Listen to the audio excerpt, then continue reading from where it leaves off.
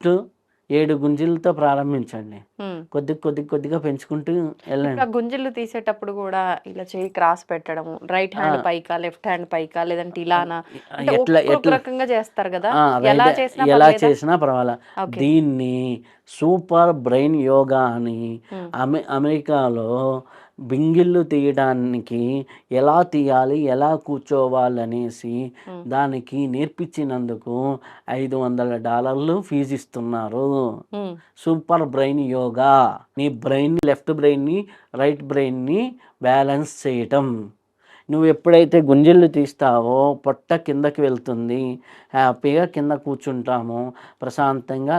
కాళ్ళ దగ్గర నుంచి మోకాళ్ళ దగ్గర నుంచి నడుముకు సంబంధించి చెవులకు సంబంధించి మొత్తం బాడీ అంతా సిస్టమ్ అంతా అవుతుంది.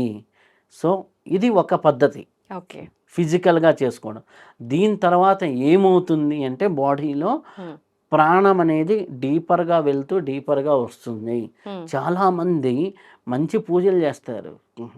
ఇప్పుడు ఓం గం గణపతి నమః 4 లక్షలు చేస్తే సిద్ధి. ఉమ్, 4 లక్షలు చేస్తారు. ఆ, అది నిలుపుకోవాలి కదా శరీరంలో. ఎలా నిలుపుకోవచ్చు? నిలుపుకోవాలంటే ఇది ప్రాసెస్. లోపలికి ప్రాణం అనేది వెళ్ళాలి కదా. ఉమ్, ఓకే. నీ డీపర్లో నీ ఫిజికల్ బాడీకి అంత స్ట్రెంగ్త్ అని ఉండాలి.